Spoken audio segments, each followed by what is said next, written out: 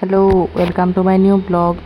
যিহেতু কাইলৈ দেওবাৰ সেইকাৰণে ভাবিলোঁ আজিয়ে অকণমান ৰিফ্ৰেছমেণ্টৰ কাৰণে অকণমান কাম আজিয়ে কৰি ৰেডি কৰি ৰাখোঁ। আলনাখন বহুত বেছি মানে ৰ'দৰ পৰা আনি কাপোৰবোৰ এনেকৈ ৰখা হৈ আছিলে যে মই একদম অকণমান সামৰি লৈছোঁ আৰু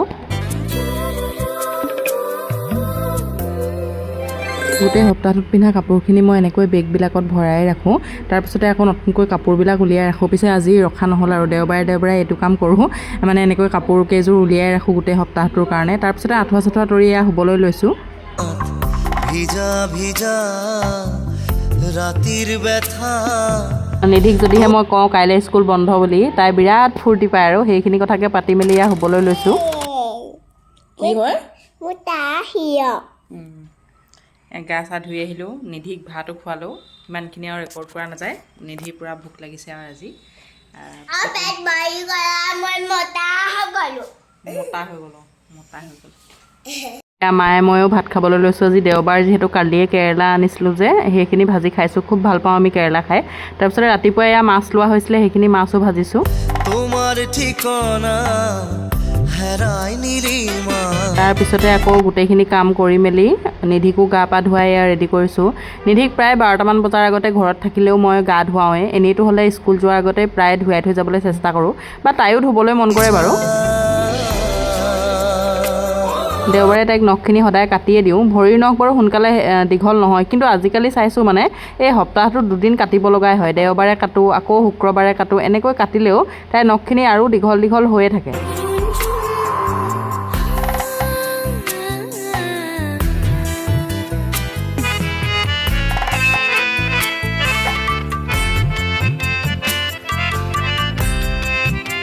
গা পা ধুই আহি তাই মাৰ পৰা মোবাইলটো লৈ অকণমান সময় চাই আছে। পাৰ্চেল ল'বলৈ কেনেকুৱা দৌৰিছে। নিধিৰ কাৰণে অনলাইনত কিবা এটা বস্তু অৰ্ডাৰ দি ৰাখিছিলোঁ। তাই ভাবিছে তাইৰ অৰ্ডাৰটো আহিছে নেকি, পিছে আজি বাৰু তাইৰ অৰ্ডাৰটো অহা নাই। তাইৰ মনটো অকণমান দুখ হৈ গ'ল আৰু সেয়া মোৰ পাৰ্চেলটো নিনিওঁ বুলি কৈছে। হা মই লৈছোঁ আহা, তুমিও আহা উঠা, তোমাকো লৈ ল'ম আহা। টোপনি ধৰিছিলে যে তোমাৰ, সেইকাৰণে আকৌ মই মুনুজনী পাৰ্চেলটো নাহিলে আকৌ আজি মুনুজনী ভাগৰ শুকালে চাগে দেই। ফিটা কিবা শুকালে নে চাচোন।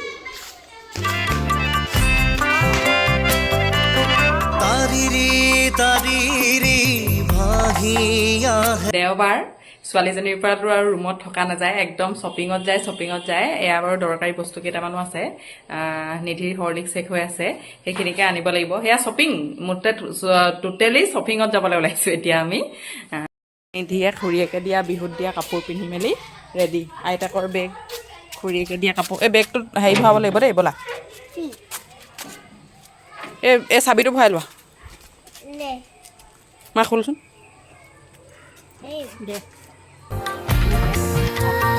ব'লা।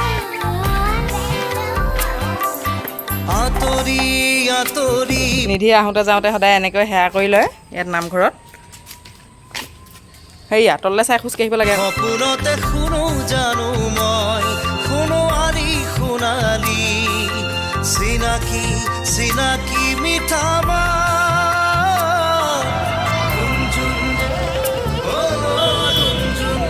মই পইচাকেইটা ভৰাই লওঁ। মই আগতেও কৈছোঁ যিহেতু ফুৰিবলৈ বুলি বেলেগ কোনো জেগা নাই, আমি এনেকৈ শ্বপিং মল কেইখনলৈকে আহোঁ। অকণমান ঘূৰা ফুৰাও হয়, ইটো চোৱাও হয়, দৰকাৰী কিবা থাকিলে লোৱাও হয়, মন পচন্দৰ বস্তু থাকিলে। এনেকৈ বাৰু আহিলে কিবা কিবি বস্তু ওলায়, কেতিয়াবা কিবা কিবি মনতো পৰে। আজি কেইটামান দৰকাৰী বজাৰে কৰিলোঁ আৰু কৰিম বুলি অহা নাছিলোঁ, পিছে দেখি ভাল লাগিলে আৰু কৰিলোঁ।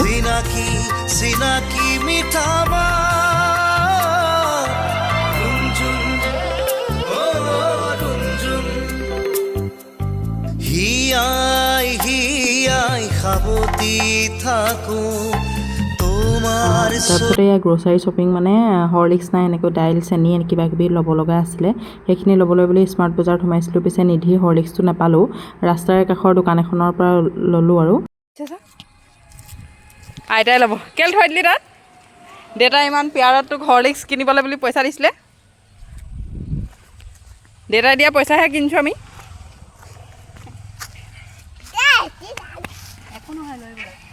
মই পাৰিম নহয় নিব, হেল্প কৰি দিম আৰু সেইকণ। উজুতি খাবা দেই, উজুতি খাবা।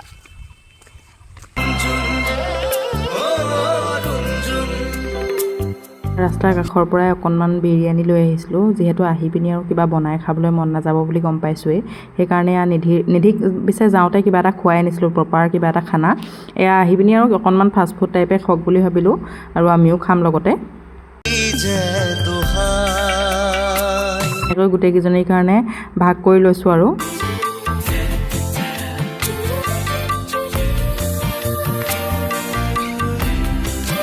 আহি পালোঁ, খালোঁ, তাৰপিছতে নিধিক খোৱালোঁ। এতিয়া ভাবিলোঁ বজাৰখিনি নিজেও চাওঁ, চিজিলো কৰিম আৰু লগতে আপোনালোককো দেখাম। এইটো এটা বেগ আনিছোঁ। বেগটো মানে এনেকুৱা কণ্ডিশ্যন, এইটো মানে সৰু হৈ থাকে আৰু এটা খাপ ডাঙৰ কৰি দিব পাৰি। এইটো এটা আনিছে ড্ৰয়িং কৰিবলৈ কেনভাছ এখন।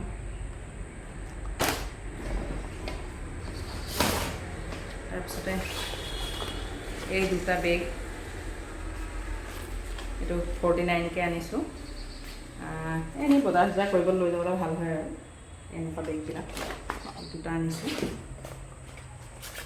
ভাল এনেই বজাৰ কৰিবলৈ যাবলৈ বেগবোৰ লৈ যোৱাতকৈ এনেকুৱা বেগ এটা লৈ গ'লে বস্তুও হয় আৰু ওজনো ল'ব পাৰে। আৰু বিশেষ একো অনা নাই নিজৰ কাৰণে বজাৰ বুলি, এয়া নেদেখাওঁ আৰু বিশেষ। আৰু এটা বস্তু আনিছিলোঁ দেই, এইখিনি হৈছে চাৰ্ট। এইখিনি গিফ্টৰ কাৰণে আনিছোঁ, যিহেতু এতিয়াও চাকৰি পোৱাৰ পিছৰ পৰা আৰু মানুহৰ ঘৰত ফুৰিব লাগে বুলি মই ভাবোঁ আৰু মোৰ ফালৰ পৰা। এই তেনেকৈ ফুৰিবলগীয়া মানুহৰ ঘৰ আছে, তালৈকে বুলি আনিছোঁ। আৰু এইটো গুণগুণলৈ আনিছোঁ। গুণগুণে এইবাৰ এই মানে থকা বস্তুটোৰ কাৰণে ভাল দেখিছিলে ৰংখিনি, সেইটো কাৰণে এইখিনি তাইলৈ আনিছোঁ। নিধিৰ পৰা মনে মনে আনিছোঁ পিছে দেই। এইখিনি চাৰ্ট, আৰু এইখিনি চাৰ্ট এনেকুৱা ওপৰে দেখুৱাইছোঁ। চাৰ্ট আনিছোঁ 8টামান। তাৰপিছতে মই স্মাৰ্ট বজাৰৰ পৰা আনিছোঁ নিধিৰ এটা ডাঙৰ মেড এংগল। তাৰপিছতে এইখিনি মগু আনিছোঁ। আচলতে হৰলিক্স ল'বৰ কাৰণে সোমাইছিলোঁ, জুনিয়ৰ হৰলিক্স নাই। চেনি আনিছোঁ। এইটো নিধিয়ে কিণ্ডাৰ জয় আনিছে। সিমানেই আজি বজাৰ আছিলে।